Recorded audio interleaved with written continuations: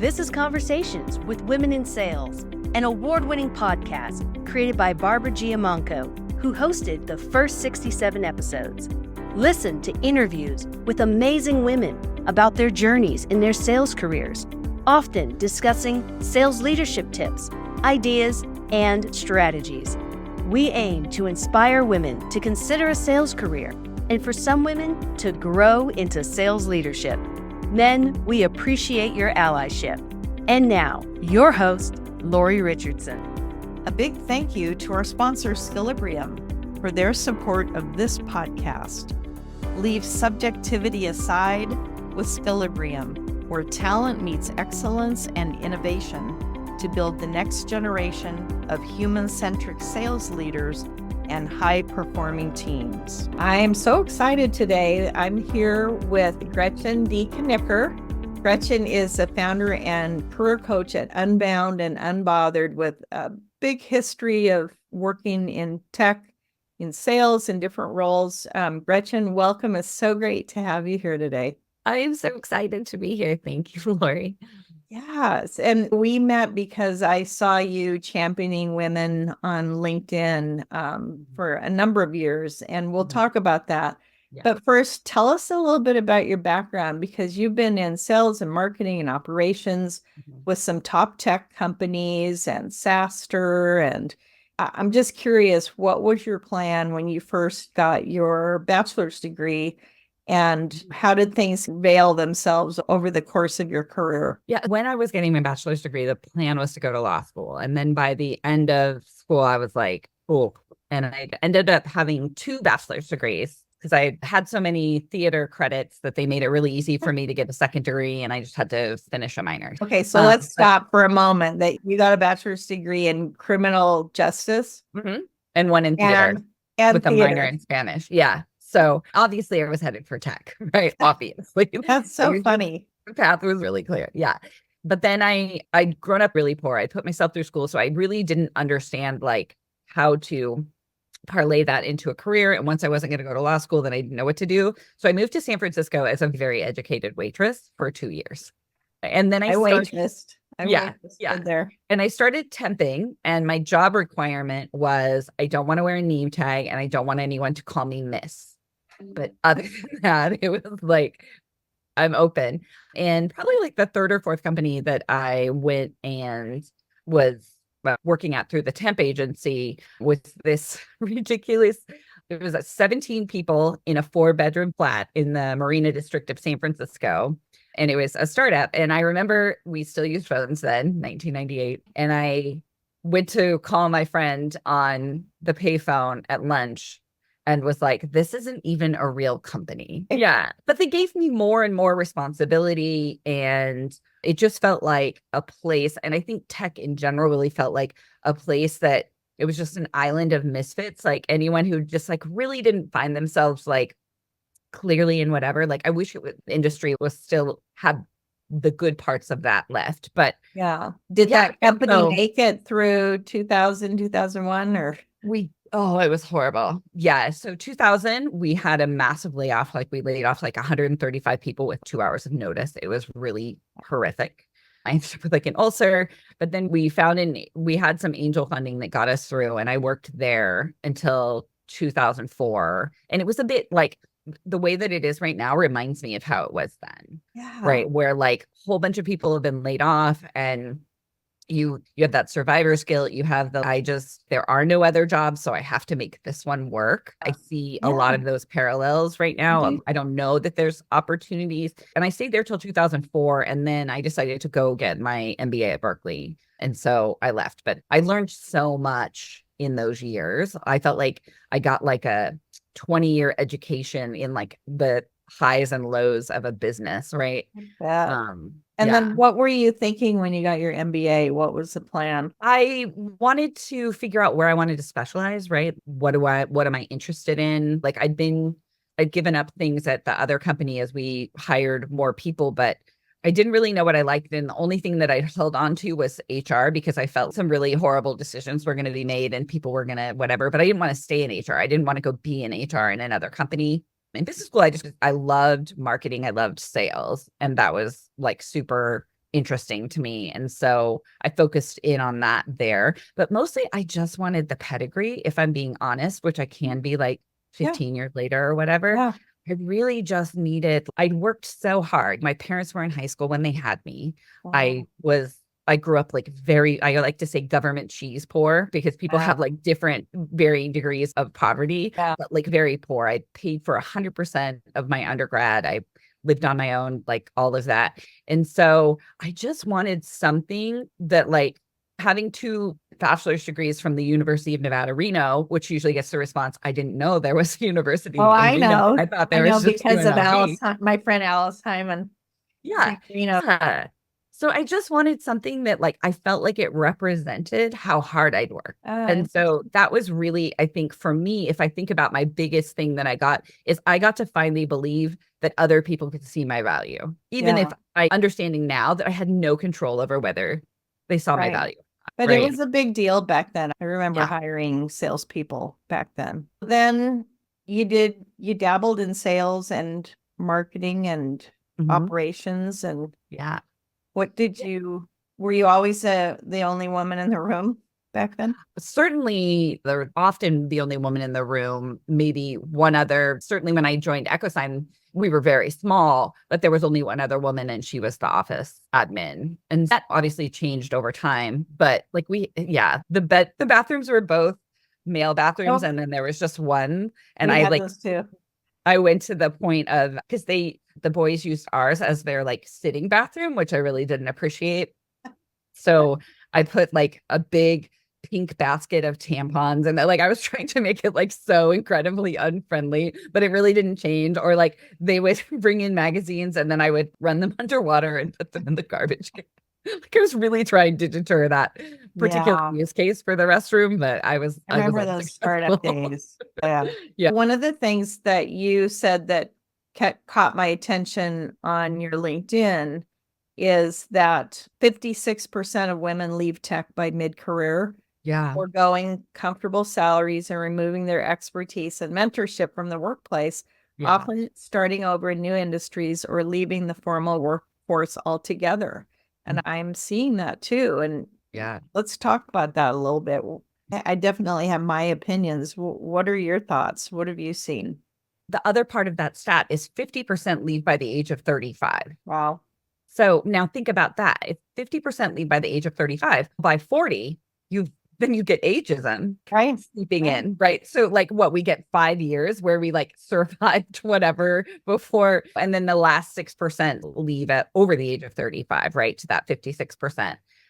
And I think there's a number of things. Like obviously some people just get into tech and they're like, oh, this isn't for me. I could be like, I just really wanted to be an actor all along. And so I want to go do that or whatever it is. But I think there's a lot that are like me who just push and push.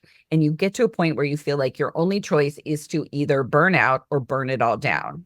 And that's like when a lot of my clients, that's what they feel like their choices are. Like I feel like the only way that I can choose me is to not choose my career.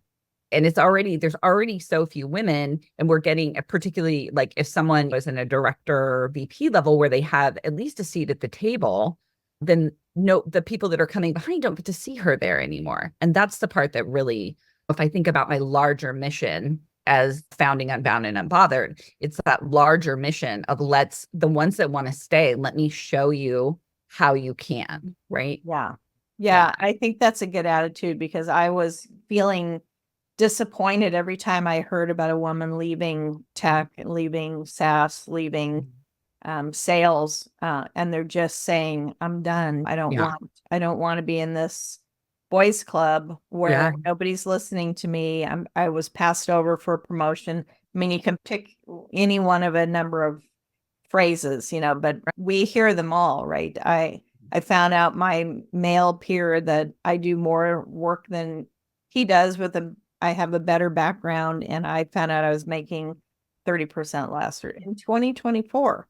This is still happening with salaries, not the commission structure. I don't understand why this is something that leadership can solve for if they were more mindful and more thoughtful. And if you're a leader listening to this and the women on your teams don't know where they stand in relation to the men, just being open and having a policy about pay and incentives could be huge. The other thing would be maternity benefits. And I don't mean just family benefits in general, but I think that women that give birth have different needs than just family leave. There are issues, particularly when you're in sales, about how you leave with accounts. And when you come back and if you start at zero, it's very deflating to have a new baby at home and you're at zero because somebody closed your deals while you were gone, and you may or may not have gotten some credit for that. That's a real issue. Yeah. And it makes total sense that you would all the time, particularly when you're a new parent, like all the time that you're spending at work is time away from your child. Yeah. Right? And if that's not worthwhile, it makes total sense. Yeah. Right. Like I can be here with you douchebags all day. Right. Like getting interrupted and like having accounts taken away and like some BS that's going on. Or I can be home with my child. Like that, we need to make it harder. Yeah. Right. For women to, because that's just an easy decision, right? If it's financially feasible, that's a really easy decision. And I think that's what, certainly when I was earlier in my career, I just always thought, what do they mean they want to spend more time with family? And now I'm like, oh, it was code for like, enough of this. I'm not going to tell you that you all suck, but you are not making it worth my while to be here. Yeah. Right? And that's the part I don't think I understood when I was younger. Yeah, it should be a tough choice for sure. I already had my child. And so I didn't go through that, but I've heard so many stories in recent years and months, and also women being fired when they were pregnant. I've seen that a lot, and a lot of layoffs when they're pregnant too right now. Yeah. And just unbelievable stuff that happens. Also have seen what I would call bad behavior, where the direct supervisor, the sales manager is, hey, Gretchen, this is the way it is. If you don't like it, too bad. And it didn't feel that way a few years back. It was more like, hey, you have something to share. We want to hear it. Now it's more like survival mode in some companies. They've done some layoffs, like you were saying. And it's, hey, just this is it. So we don't need any more ideas. Just do your job. And if you don't like it, that's cool. Yeah.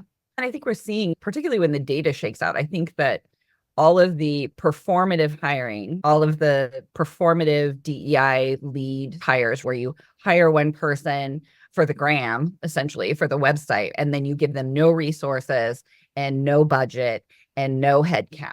And then you're like, I don't understand, because it's all performative. Yeah. And I think that's what we're seeing now. And we'll see like the sort of the post 17 reaction and the post 22 or post 2020 reaction, and how that people wanted to come in and perform, but hearts and minds weren't changed. And so I think we're still going to see that exact, like when the data shakes out, we're going to see that that women and people in marginalized identities were impacted by these layoffs in an outsized way. Yeah, totally agree. So what are your suggestions? It's like taking a spoon to the ocean, right? And pulling the water out. It's like, where do we start? Yeah. Yeah. For years, I was a female founder of a B2B enterprise software company, right? That was like less than 3% of founders of B2B software were women way back in, I don't know, whenever this was, 2012. Yeah. And so I started, it was just like, oh, a woman, whatever. And I started getting, it was like every time a female founder, oh, we only know one and her name is Gretchen, so you should go talk to her. But that was great for building a network. And then really tried to build gender parity on stage, which they're still doing that. And say that a tech conference can't do that is absolute BS. Right. It's not that hard. You just have a policy. There will be no manels. Yeah, it's a policy. And male leaders, who we have a lot of men that listen to this podcast, you're always welcome to do what I do it a little differently, but men are always welcome to say, I'll be on that panel as long as I know that it's diverse and that other people's voices are, do you have any, I don't see any women. I don't like to accuse people, but I like to say, I didn't see too many women and get some clarification. For me now, I'll defer to someone else and it might be a woman of color, it might be a woman who is up and coming, because I don't need that visibility. So I try to defer as much as I can. Yeah. I'm not on that many panels anymore. Yeah.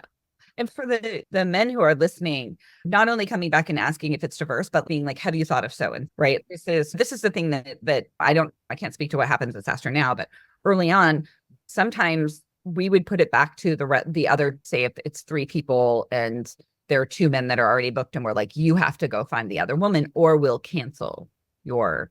And I watched Jason do this, and I've never been like more kind of proud in that moment of watching him, because he's risking relationship, right? Yeah. It was so important to him. And I think that was, and if you have yeah. you have sponsors that are in any kind of speaking roles, which most conferences do, it's so easy as a leader to say, this is who our sponsor picked. And for years I saw that happening. And then it was women like Jill Conrath and Trish Bertuzzi that would speak up and say, that's crazy. There are women that work at that company, or that they could sponsor in to speak on stage, that have big profiles. And that's how some of it changed. But it was real easy to say, we can't do anything because it's the sponsors. Yeah. Back to your original question, right? Thinking about what do we do? So for a while, after I left SaaStr, I started running an organization for women in tech called Girl Geek, and they do events in the Bay Area at companies. And they also have a couple of virtual conferences each year. And there I was able to really see, what goes on in bigger companies, like what women need there. But ultimately where it all came together for me was, and like what I want to do, what I'm trying to do to change this is what I do with my coaching now, which is there is so much of it that we are in control of. Like COVID hit and I decided to go back into an early stage startup, and that was a horrible decision. And I really just wanted to make it a year, and I really didn't feel like I could. And that's when I finally invested in a coach. And what I learned, I realized like about shifting my mindset about how much more of this whole situation that I was in control of, how much worse I made it on myself by telling myself, you should have done this, you could have done that. And just really, or deciding they're going to think this, so you shouldn't try that. And all of those things that we are in control of. We don't have to tell ourselves those sorts of things. And so for me, my mission to show up for women has changed over the years. But right now, I feel like I really want to help women turn down the volume on all this stuff that's creating doubt and perfectionism and people pleasing and negative self-talk and all of the things that are going in there, so that we have the energy to go back. We have the energy to go in and be like, Chad, it's your turn to take the notes. Yeah. Like, that's so great. Kyle, I think I was speaking. I was speaking. Yeah. Yeah. If we are not so caught up in our heads and our energy isn't drained by like the stuff that's going on in our own minds, then we have the energy. The ones who want to, like, obviously not a requirement, but the ones who want to go in and they want to start making change. Like, to me, this is the power that we have now. And I just wanted to create an army of strong-minded, like badass women to come in and topple everything, right? If I think about my big vision of what I want to happen, like that's where I want to go. I was on a call with a woman, introductory call this morning, who had found me online. And in a short time talking with her, I realized that she had that perfectionism thing, which luckily I never had. And you can look for me online. You'll see all sorts of incomplete things and social media that's not perfect and all sorts of things. I do not have that. But people will say, on the other hand, they'll say, you're everywhere. You're doing this, you're doing that.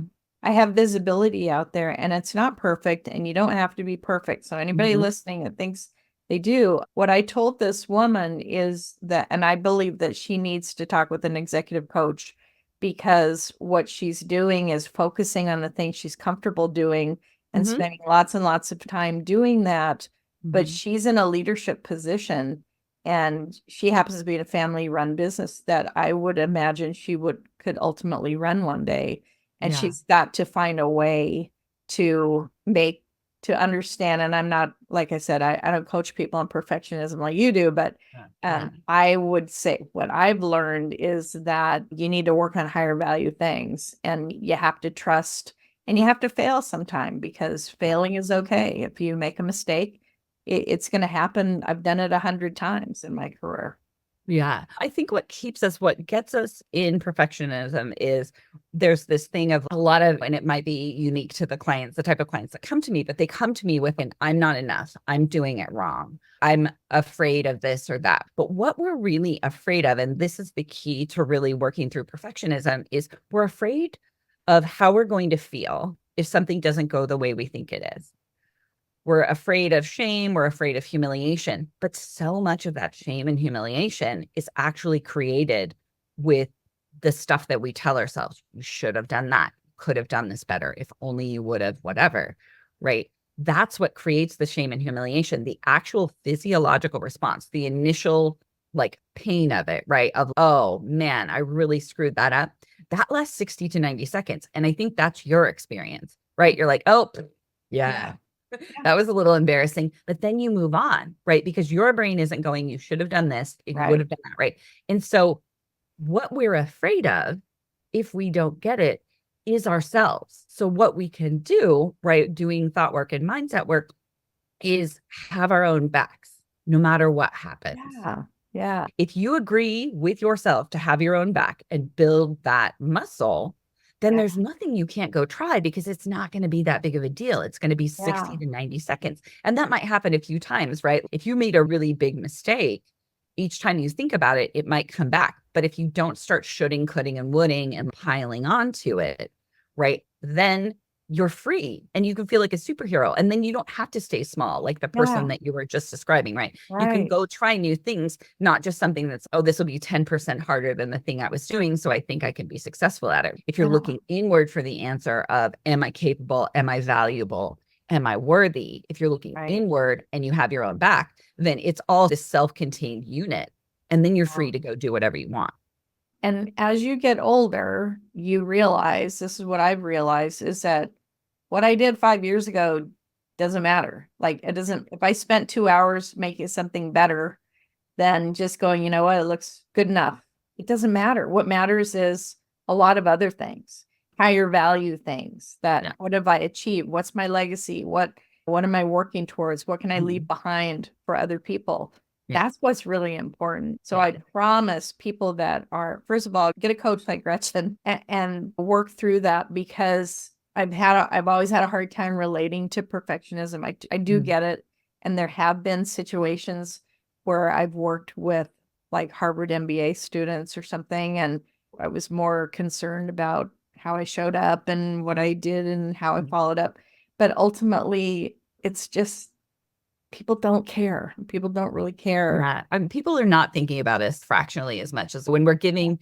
And oftentimes when we're worried about what they will think, it's usually one or two people in our head. And one of the things I love to walk my clients through is picture you're like standing in the front of an auditorium and you're giving a talk and you're giving these people a front row seat. I just want you to visualize walking them to the back or walking them out of the room. And then how do you show up? What kind of talk do you give when you're not like speaking to this audience of one or two people, right? When we're worried about what will they think? What will they say? What will they do?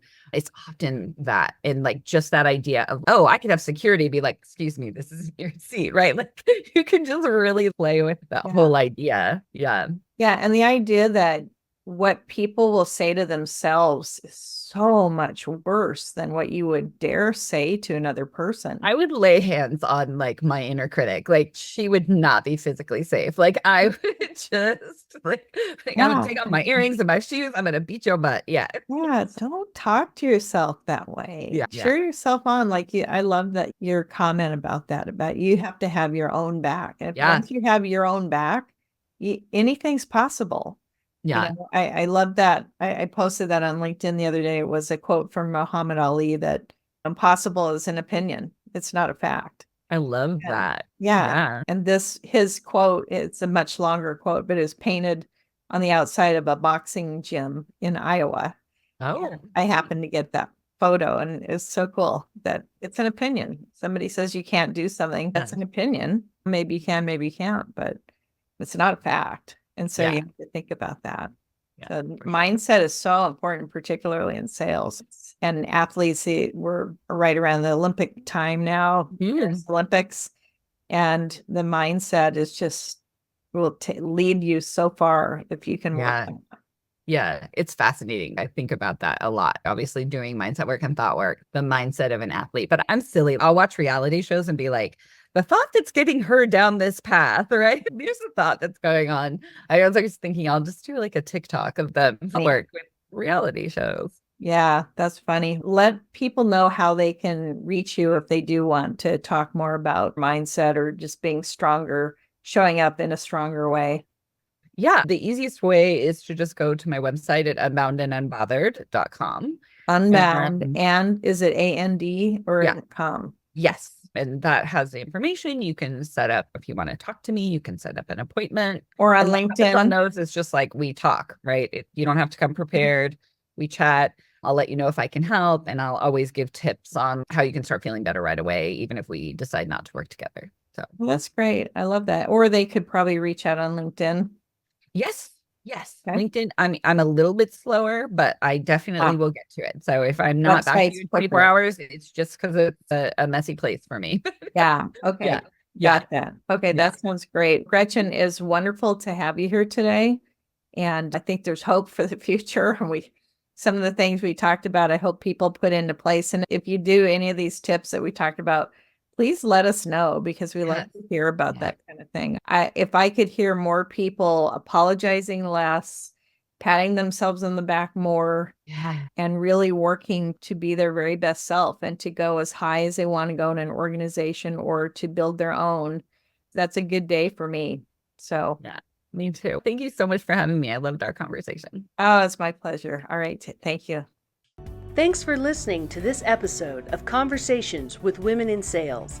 You can find all of our episodes at womensalespros.com/podcast. Help us spread the word and let's change the face of B2B sales.